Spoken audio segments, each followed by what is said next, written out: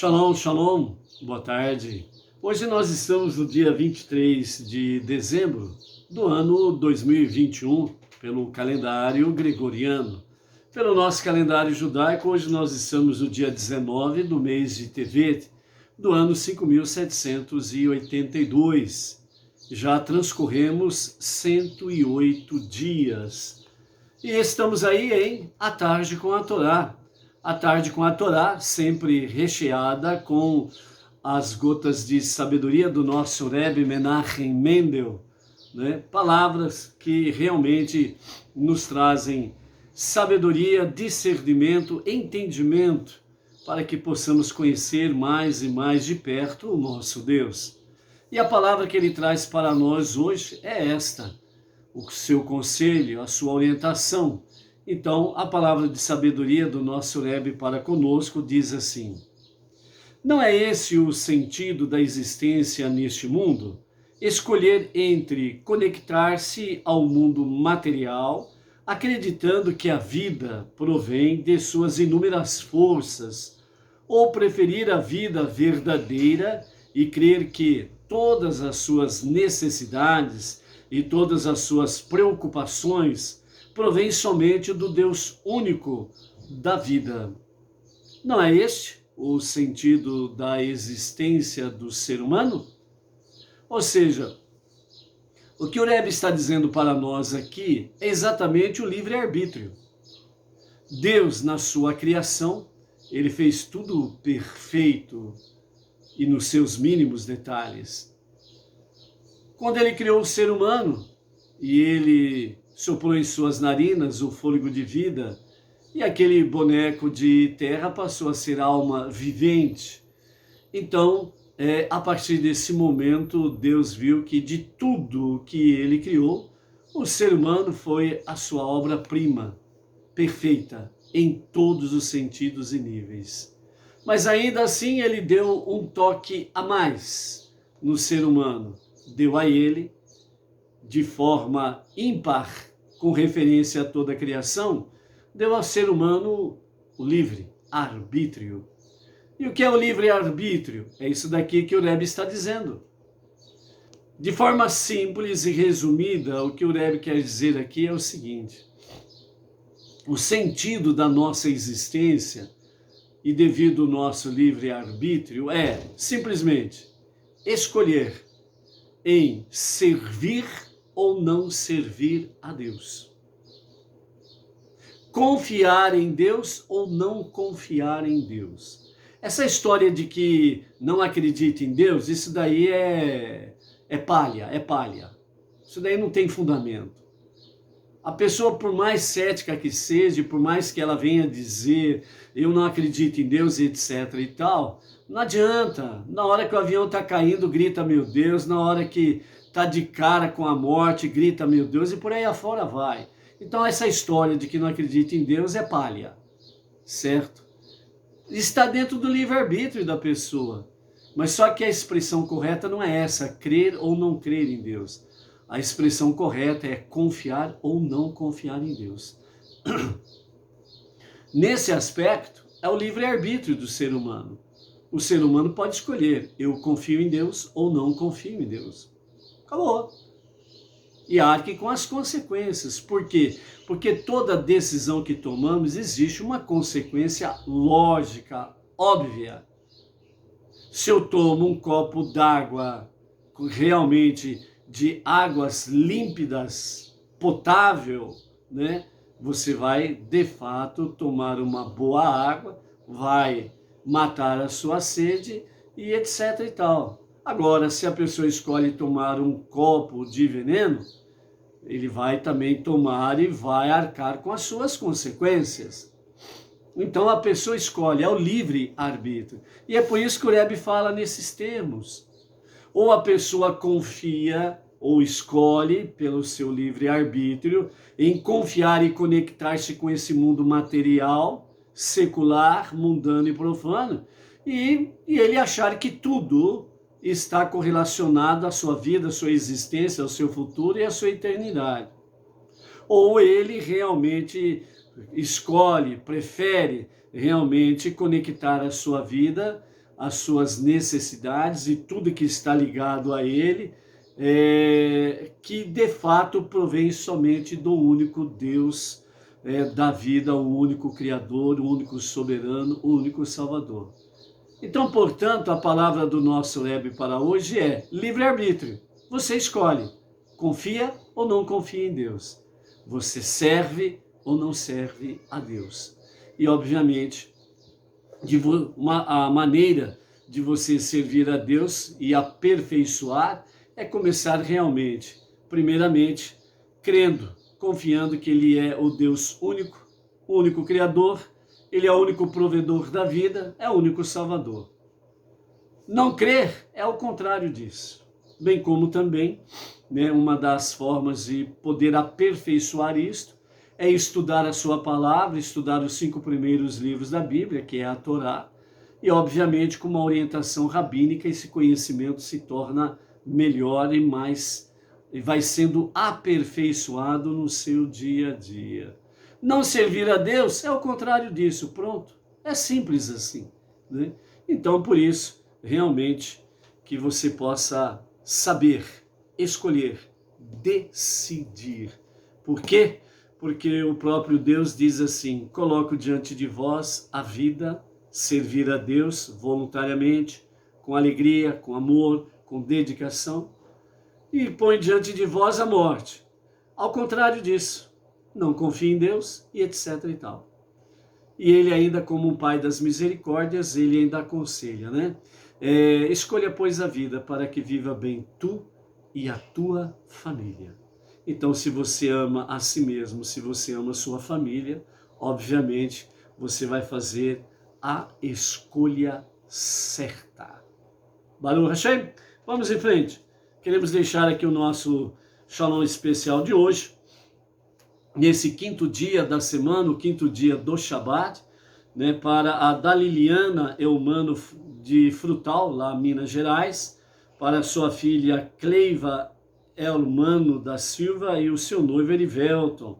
A Edilane, a mãe do Sid Clay, lá de Salvador, Bahia. Então a Edilane e os seus filhos Sid Clay, né, estão ali conectados em Salvador, Bahia. A Edna Ferreira, lá de Camaçari, Bahia também. A Teacher Cris, né, não tenho aqui a sua cidade, Cris. Shalom para ti, família. Nayara Oliveira, lá do Rio de Janeiro. A Maria Viana, aqui de Bauru, a nossa região. A Teresita Rodrigues, da Grande São Paulo. O Joel Silva, lá de Canoas, Rio Grande do Sul. E o Daniel Cardoso, né, da Grande São Paulo também. Fica aqui o nosso shalom para vocês. Hoje é o 5º dia da semana e, portanto, nós estamos aí com a nossa 5ª leitura da nossa paraxá semanal Shemot, né? Então, Baruch Hashem por isso daí. A nossa 5ª leitura está no capítulo 3 de Shemot, Êxodo. Vamos do versículo 16 até o capítulo 4 e o verso 17, né? Estamos aí, né, contemplando o diálogo de Moshe com Deus na sarça ardente e Deus conversando com ele, falando sobre a questão dele ir na sua missão de libertar o povo da escravidão do Egito e conduzi-los à terra prometida, a terra que mana leite de cabras e mel de tâmaras e figos, né? Então vamos aí ver a continuidade desse diálogo. Então Deus prosseguiu dizendo a Moshe: vai, reúne os anciãos, isto é, os líderes de Israel, e diz a eles: Deus, o Deus de vossos antepassados, o Deus de Abraão, Isaac e Jacob, apareceu a mim e disse: eu realmente me lembrei de vós de vós e do que vos está sendo feito, né, no Egito. Nós temos aí essa revelação de Deus falando a Moshe e dizendo a ele, né, de forma bem clara, para que ele pudesse ir até o Egito e ali se reunir de fato com os anciãos, que são os sábios, os mais antigos, e, portanto, é a liderança espiritual do povo, e dessa forma ali eles realmente estarem, Moshe estar conectado com essa liderança e chegar ali e falar com eles nesse aspecto aí da revelação divina com ele. E então, Deus continuando falando com ele, né? E então ele fala sobre isso daí e diz, né, ó, declarei que vos farei subir da aflição do Egito para a terra dos canaanitas, dos hititas, dos amoritas, dos perizitas, dos rivitas e dos jebuseus, para uma terra que mana leite de cabras e mel de tâmaras e figo. Como Deus não menciona aqui os Girgashitas, porque o seu território não se distinguia, né? O território dos Girgashitas não era um território que mana leite e mel. Eles ouvirão tua voz, porque lhes foi transmitida desde os antepassados que a sua redenção lhes era anunciada com as palavras: eu realmente me lembrei de vós. Iacove disse: Deus realmente se lembrará de vós. E Iosif disse: Deus realmente se lembrará de vós. Tu e os anciãos de Israel, então ireis ao rei do Egito e lhes direis: Deus, o Deus dos hebreus, apareceu a nós, portanto deixa-nos agora fazer uma viagem de 3 dias no deserto, para que ofereçamos sacrifícios a Deus, o nosso Deus. Né? Aqui nessa revelação, né, tanto que Iacove e Iosif, eles usam a mesma expressão, né, dizendo: Deus, eu realmente me lembrei de vós. Né? Então essa era a palavra-chave para que Moshe falasse, e então o povo pudesse realmente saber que ele era o enviado, o libertador, o redentor para aquela geração. Naqueles dias, já passado várias gerações, ficou esquecida a palavra-chave, né?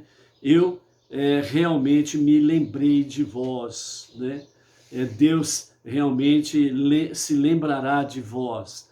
Então, como passou algumas gerações e também o sofrimento, a dor da escravidão, acabou de uma certa forma embrutecendo os corações. Então, aquela geração naquele momento não lembrou da palavra-chave, que era Deus que tinha enviado o Redentor para aquela geração.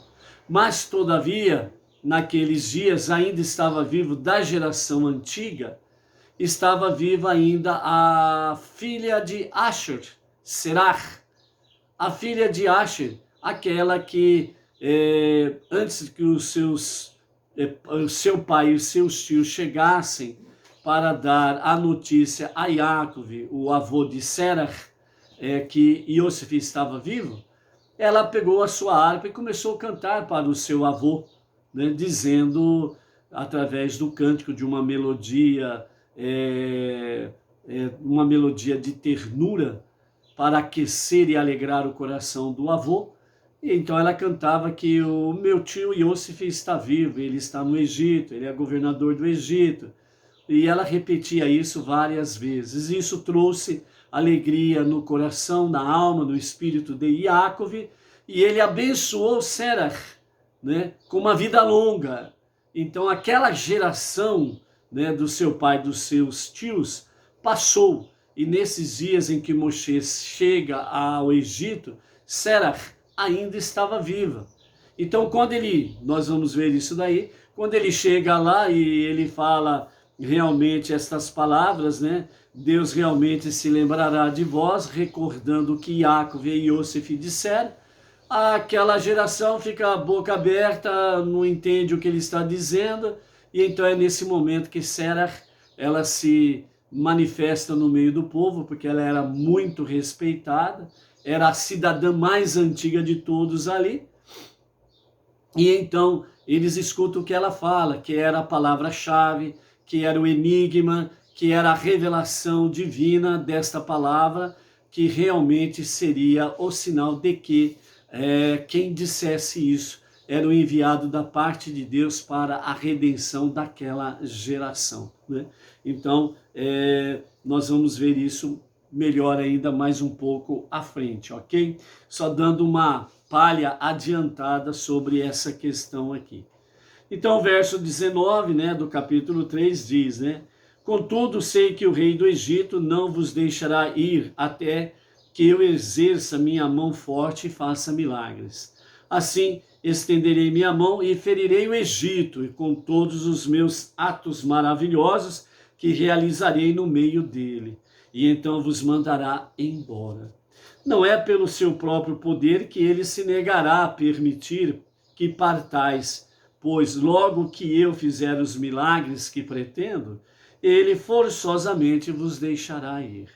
Farei este povo obter as boas graças dos egípcios, de modo que, quando sairdes, não ireis de mãos vazias.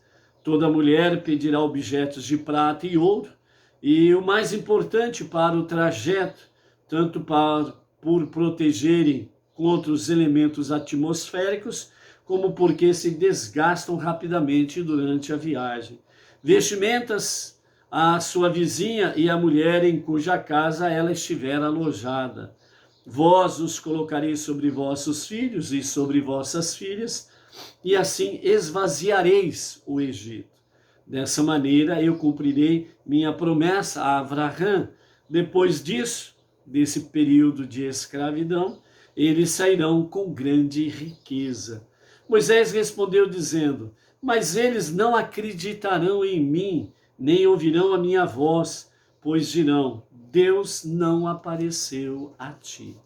E então, né, na sequência desse diálogo aqui, nós temos três fatos, né, que Deus usa para realmente convencer Moshe, porque ele está realmente irredutível, ele não quer aceitar a missão, está recusando. Então Deus usa aqui três argumentos no sentido para convencê-lo. Então o primeiro na sequência aí nós já estamos no capítulo 4, e aqui no versículo 2, então o primeiro sinal. Moisés levava na mão um cajado feito de safira. Deus disse a ele, né? É bom lembrar desse detalhe, ok? O cajado de Moisés não era de madeira, era de safira, ok? Então esse é o detalhe, era um cajado ímpar. Deus disse a ele: o que é isso em tua mão? E Moisés respondeu: é um cajado. Deus disse: merece ser golpeado com isso, porque falaste injuriosamente do povo. Então, a primeira coisa que Deus fala com Moshe, já puxa a orelha dele. Por quê? Porque ele fala contra o povo.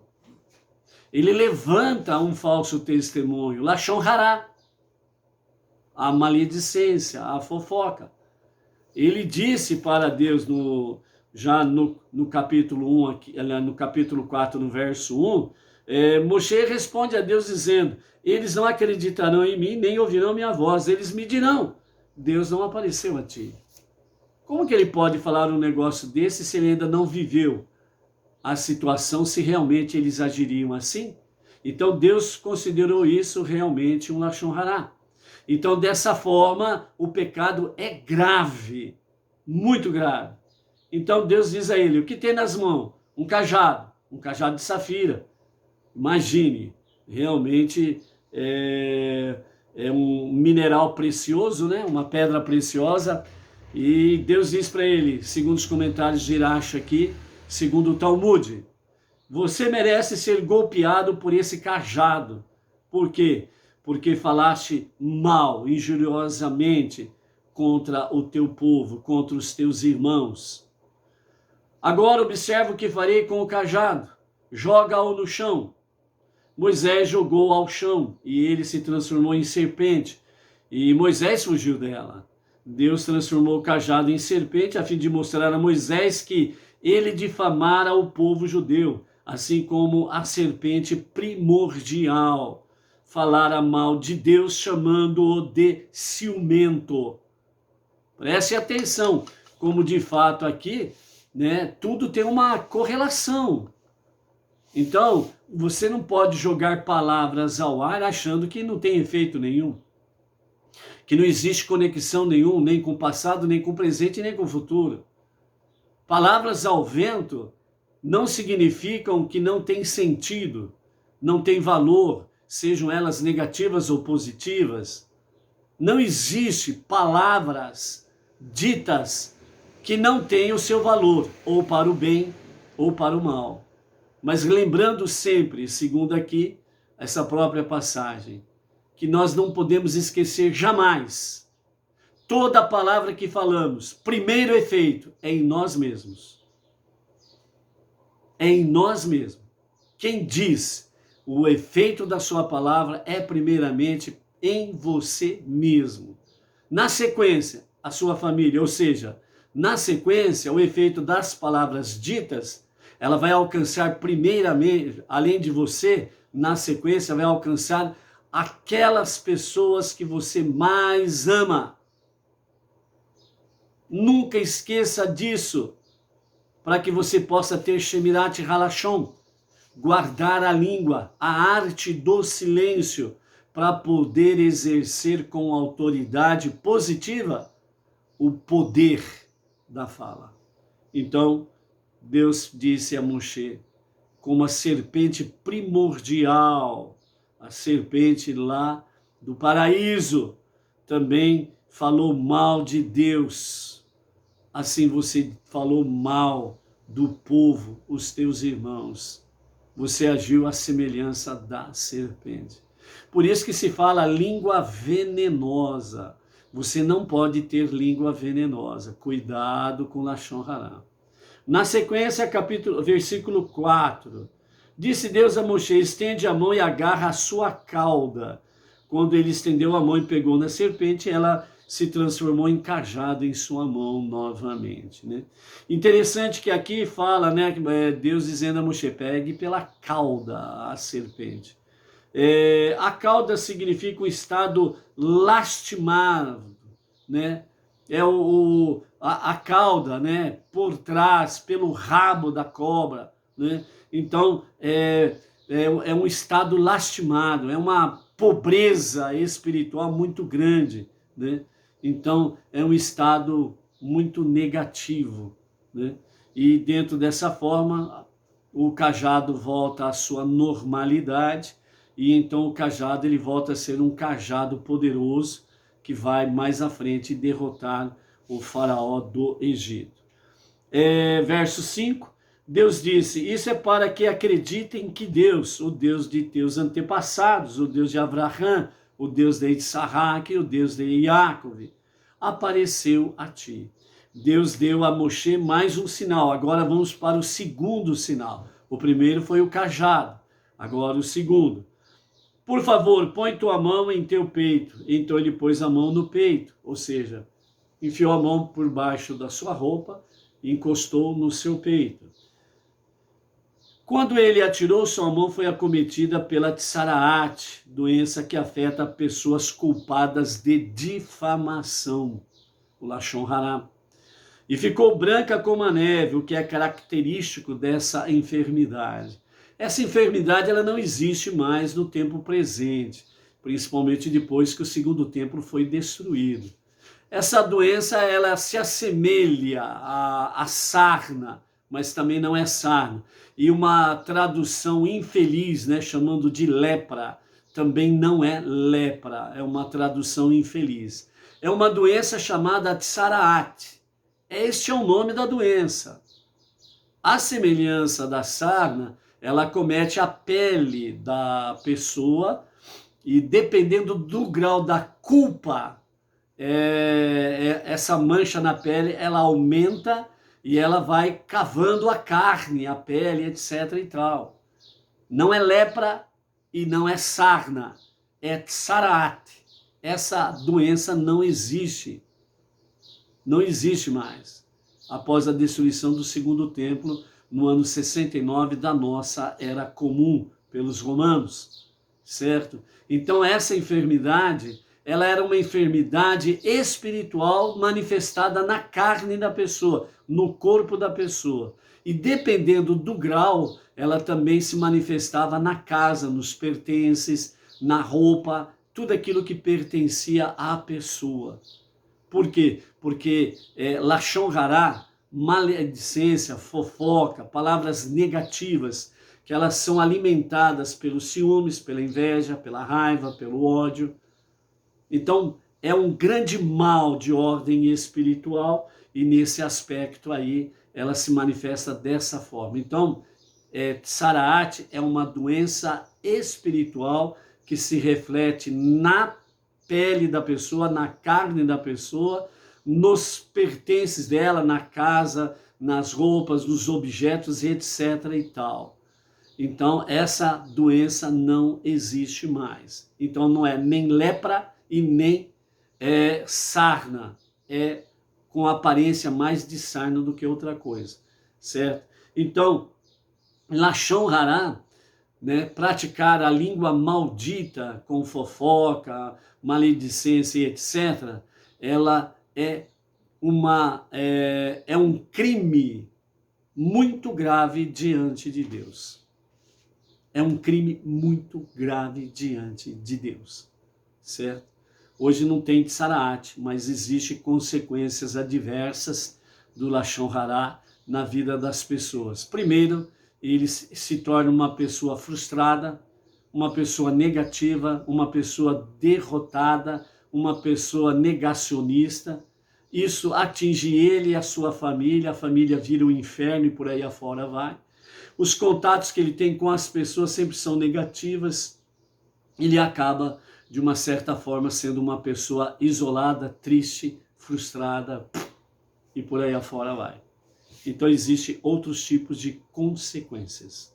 Continuando aí, então no verso 7, Deus disse, torna a pôr a tua mão em teu peito. Então ele tornou a pôr a mão no peito.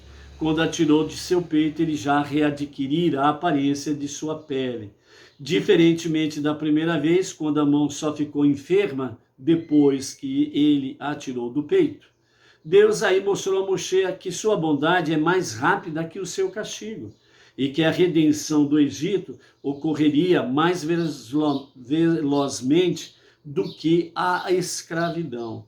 Então, quando Deus deu esse segundo sinal para ele, mostrou para ele também a sua falha em falar mal contra os seus irmãos. E aí depois ele restitui o vigor, a saúde da mão, mostrando que a sua misericórdia é muito mais rápida do que o seu castigo. Por isso, a Torá e os escritos dos profetas e salmos falam muito claramente, né, que Deus ele é tardio em irar-se, sempre pronto a perdoar. Ou seja, Deus está sempre pronto a usar das suas misericórdias para poder abençoar e proteger o ser humano. Verso 8. Deus disse, se eles não acreditarem em ti e não derem atenção ao primeiro sinal milagroso, que é o cajado, isto é, a transformação de seu cajado em serpente, então acreditarão no segundo sinal, que é o sinal do Tsaraat. Isto é o teu castigo por difamá-los, pois eles viram em incidentes envolvendo o faraó e Avimelech, né? Então, quando o faraó e Avimelech, né? Quando o faraó tomou Sara, quando Avimelech tomou Rívica, eles foram acometidos exatamente de Tsaraat. E ela foi se desenvolvendo de forma grave, gravíssima, foi atingindo todo o corpo, foi atingindo a sua casa, a família, os seus súditos e etc. Aí eles viram que era um castigo divino. E então recorreu, né, o faraó a Abraão e Avimelech a Isaac, e aí houve realmente a cura completa. Verso 9, e se não acreditarem nem mesmo nesses dois sinais, então agora vem o terceiro sinal. Ainda não derem atenção à sua voz, então pegarás água do Nilo e derramarás em solo seco. A água que pegarás do Nilo se transformará em sangue, quando for derramada no solo seco. Esse sinal indicará que a primeira praga que afligirei os egípcios será dirigida contra o seu objeto de idolatria, que é o rio Nilo especificamente. Deus tentou convencer Moisés Ou seja, agora, né, o Talmud, a Mishnah, os nossos sábios e aqui com os comentários de Irash, eles vêm confirmar. Esse diálogo entre Moshe e Deus não foi assim uma coisa, pá, não foi assim uma coisa de algumas horas, também não foi a coisa de um dia, mas segundo os nossos sábios, esse diálogo entre Moshe e Deus demorou 7 dias, uma semana completa. Uma semana completa, então foi algo realmente extenso.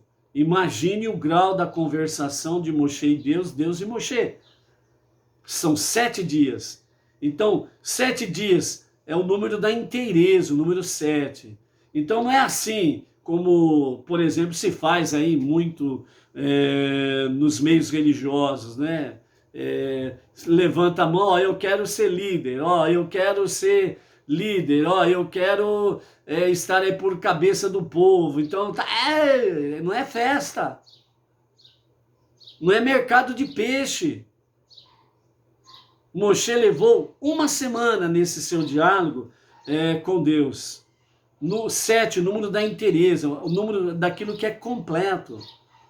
Então, a missão de Moshe era muito importante, muito nobre, muito elevada. E não poderia ser assim. Realmente Moshe adentrou na presença divina, e quando ele sair da presença divina, ele não pode sair com dúvidas. Ele não pode sair aí com meia certeza e meia incerteza. Ele não pode sair da presença divina meio sabedor das coisas e meio não sabedor das coisas.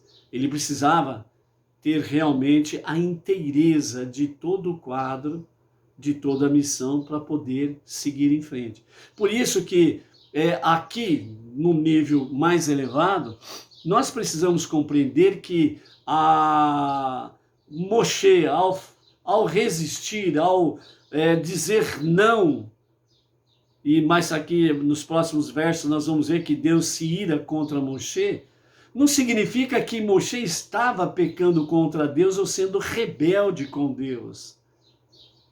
Mas Moshe estava mostrando que realmente sou eu mesmo. Então eu quero saber tintim por tintim. Eu preciso saber, senão não tem como exercer a minha função. Então é nesse aspecto que você e eu precisamos estar atentos nesta visão e não olhar de forma negativa, ok?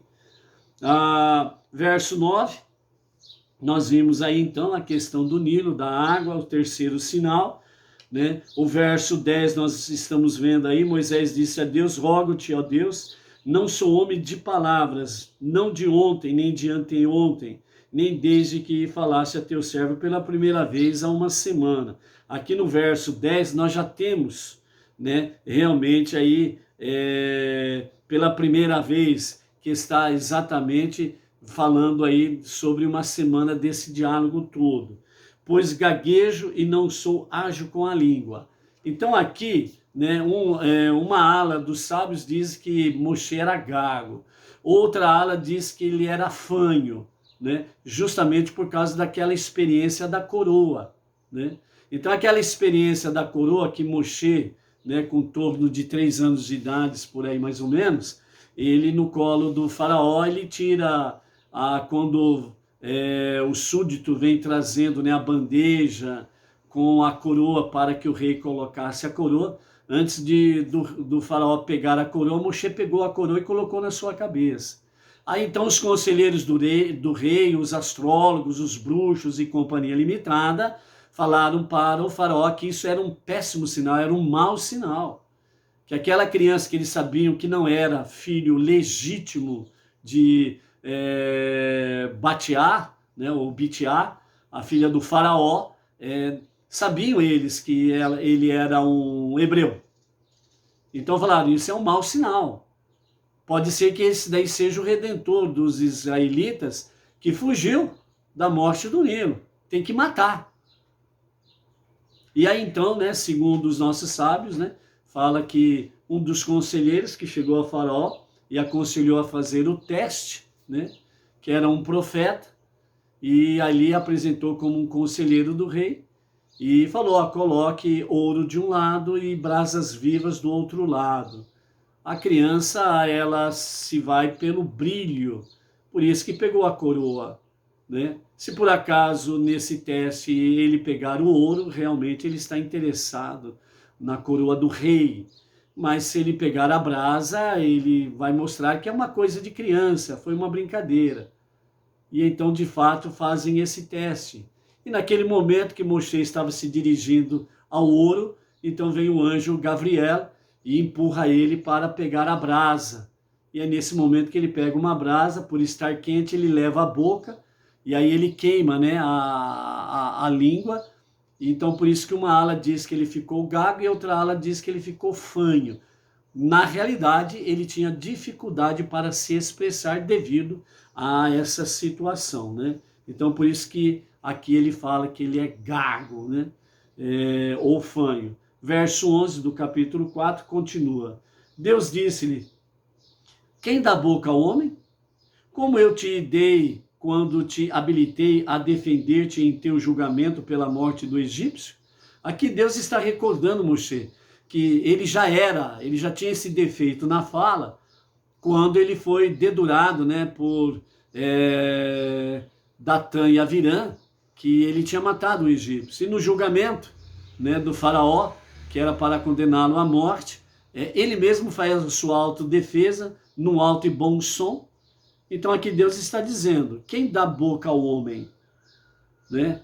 Como eu te dei quando te habilitei a defender-te em seu julgamento pela morte do egípcio? Quem o faz mudo, como emudeceu o faraó, para que ele não pudesse condenar-te? Ou surdo, como ensurdeci seus ministros, para que não ouvissem as ordens dele contra ti? Ou dotado de visão ao cego, como ceguei os carrascos quando tu fugiste? Não sou eu, Deus? Agora vai, e eu estarei contigo enquanto falares, e eu te instruirei sobre o que dizer. Ao ouvir isso, Moshe teve de enunciar explicitamente a sua hesitação. Ele disse, rogo-te, ó Deus, por favor, envia a Arão, a quem envias habitualmente. Ele é mais velho do que eu, e tu já o empregaste como profeta.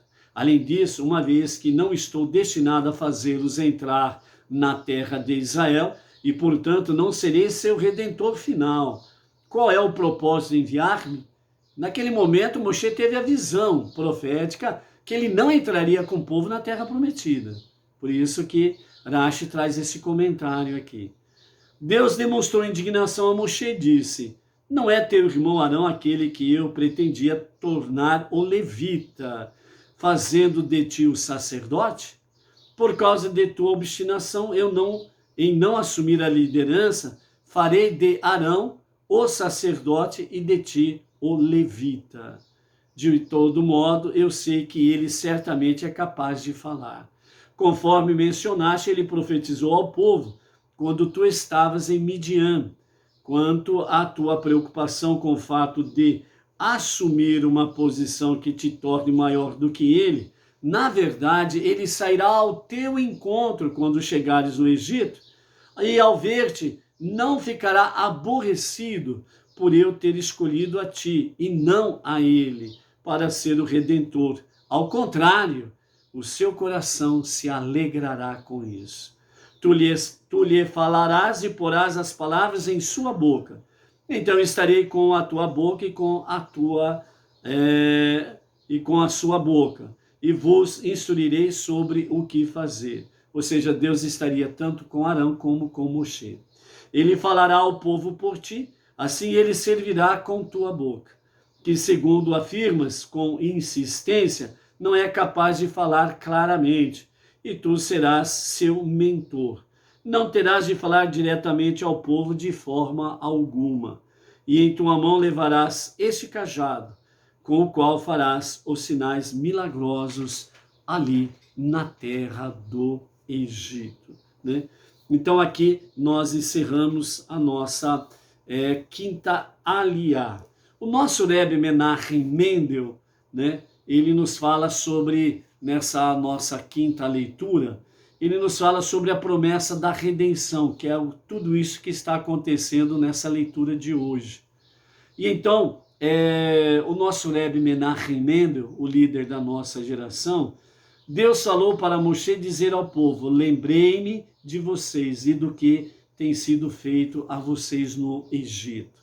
Apesar dos judeus terem descido a um nível de espiritualidade perigosamente baixo, inclusive chegando a cultuar os ídolos do Egito, Deus não disse a Moshe para reprimi-los ou adverti-los de que, se não mudassem seu comportamento, o exílio continuará.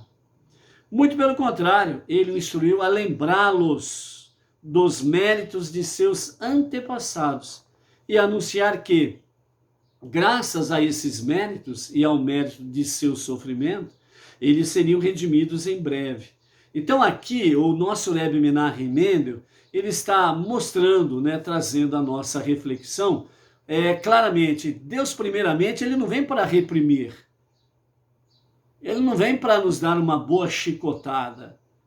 Deus primeiramente, ele vem e fala conosco de forma amorosa, bondosa, cheia de misericórdia. Ah, mas por que eu apanhei? Porque você foi mais teimoso, porque você não ouviu as palavras de misericórdia de Deus.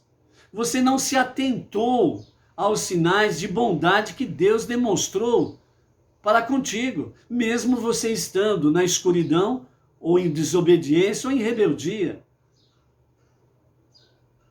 E aí, não houve outra forma, foi necessário trazer a surra. Aí você apanhou mesmo, para ver se você se lembra.